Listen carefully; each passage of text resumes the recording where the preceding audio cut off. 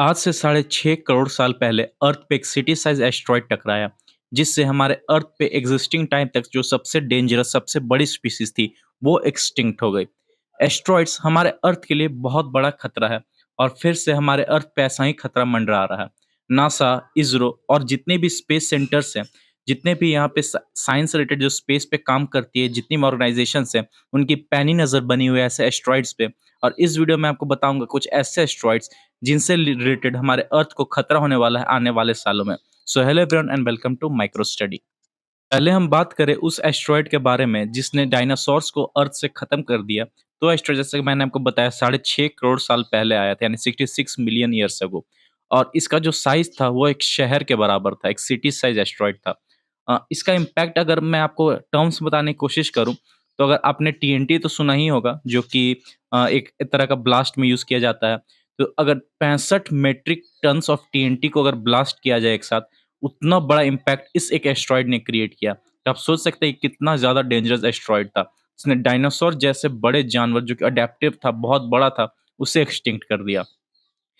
Mexico में एक जगह है जिसका नाम है युकाटन पेनिनसुला। इस जगह पे एक 180 किलोमीटर का स्कार हो गया। आपको छोटा-सा गड्ढा आप कभी देखते होंगे, अपने फेस पे हल्का-सा कट हो गया तो स्कार हो जाता है।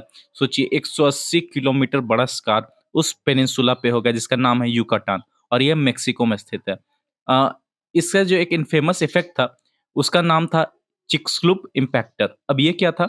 जो हमारे डायनासोर थे वो सारे एक्सटिंक्ट हो गए और इस इम्पैक्ट को नाम दिया गया चिक्सलूप इम्पैक्टर।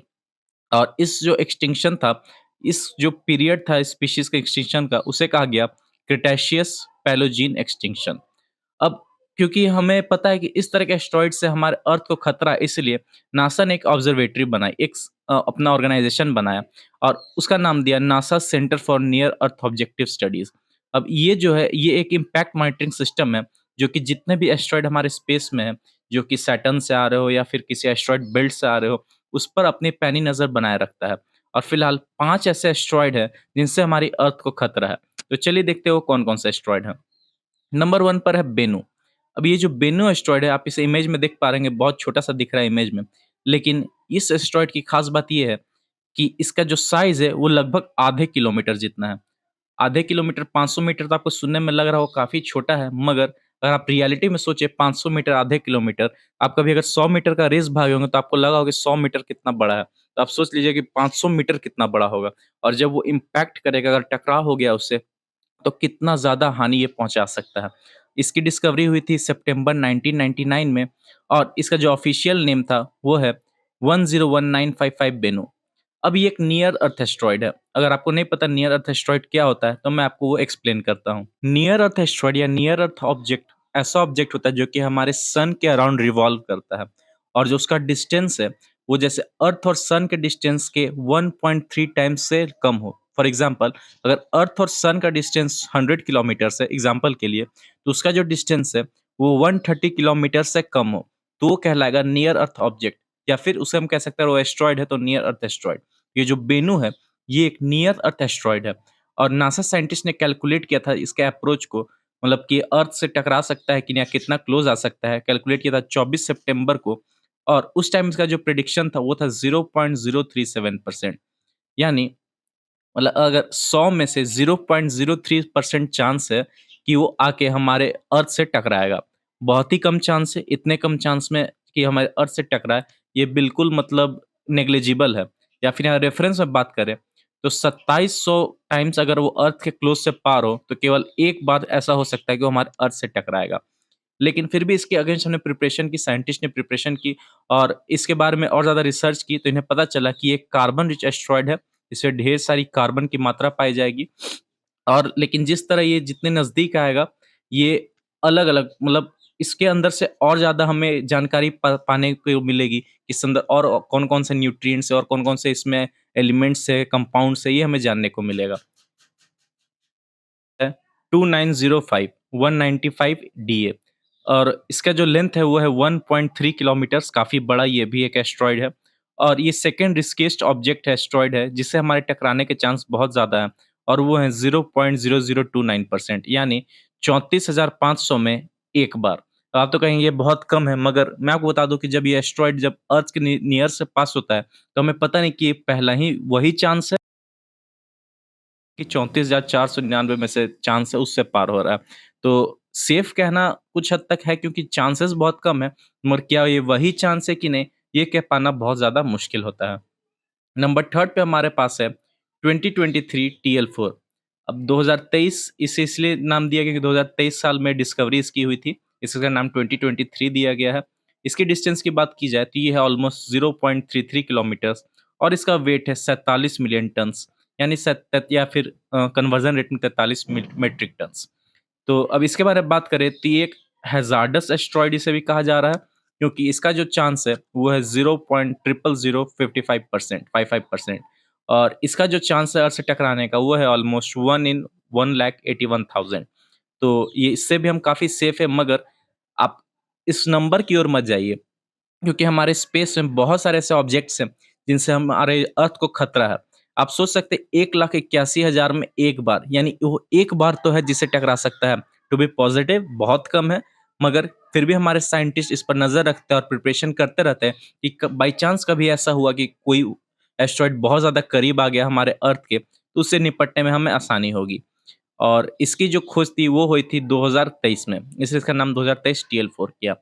नंबर 4 पे हमारे पास है FT3 और यहाँ 2007 जैसा कि आपको पता चल ही चुका होगा अभी तक, क्योंकि इसकी खोज 2007 में हुई थी।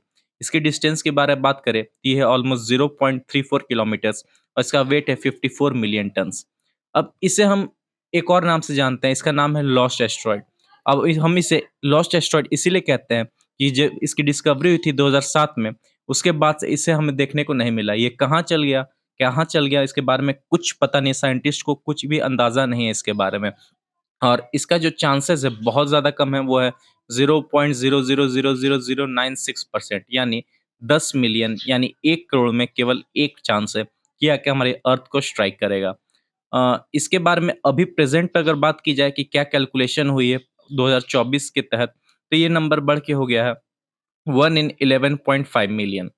अब बात करते हैं 5वें एस्टेरॉयड के बारे में, जो हमारे लिस्ट में आखिरी है। खैर इसके बारे में मैं आपको एक और बताऊँगा, जिसका एक टाइम पे मतलब अभी हाल ही में 3% तक प्रेडिक्शन चल गया था एस्टेरॉयड का, मगर अभी इसका प्रेडिक्शन नंबर क्या है कि वो कितना परसेंट चांस है उसका अर्थ पे स्ट्राइक करने का, उसके बारे में बताऊँगा। फिलहाल इसके बारे में देखते हैं। इसका नाम है 1979 XB और इसका जो डिस्टेंस है साइज़ है वो है 0.66 kilometre, almost half a kilometre और इसका वेट बहुत ज़्यादा, वो है 390 मिलियन टन्स। बहुत भारी एस्टेरॉयड है, बहुत बड़ा एस्टेरॉयड है।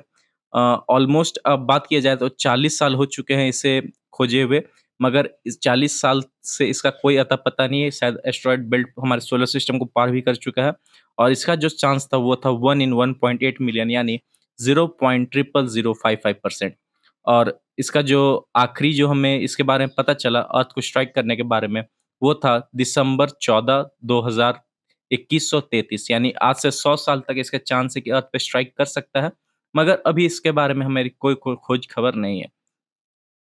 अर्थ पे एक सिटी किलर एस्टेरॉयड का यहाँ पे एक डेंजर मंडरा रहा था। अब यहाँ देख सकते हैं कि नासा ने कहा था कि एक यहाँ पे एस्टेरॉयड है जिसका नाम है 2024 YR4। ये अर्थ से टकराने के लिए मतलब बहुत ज़्यादा इसके ये चांसेज़ हैं। ये चांस इतने ज़्यादा थे कि पहले तो जब इसे पहली बार कैलकुलेट किया गया वो था 1% और विदिन 1 वीक ऑफ कैलकुलेशन वो पहुँच गया था 3% पर। आप यहाँ देख सकते हैं कि इसका जो कैलकुलेशन था, वो यहाँ 3% चांस तक पहुँच गया। 3% बता दूँ बहुत ज़्यादा होता है, ऐसे तो आपको देखने में लगेगा, कि ये तो 3 ही परसेंट बोल रहा है, 97% चांस है कि नहीं टकराएगा।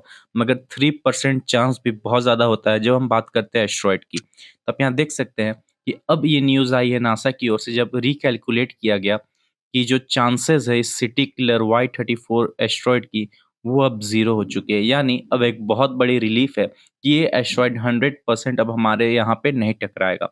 तो जो रीसेंट कैलकुलेशन हुई इस YR4 एस्टेरॉयड की, ये हमें ये दिखाती है कि अब इसका अर्थ से टकराने का जो चांस है, वो 3% से गिरकर 0% हो चुका है। तो ये एक इवेंट था जिसे कनेक्ट किया जा रहा था उस ओर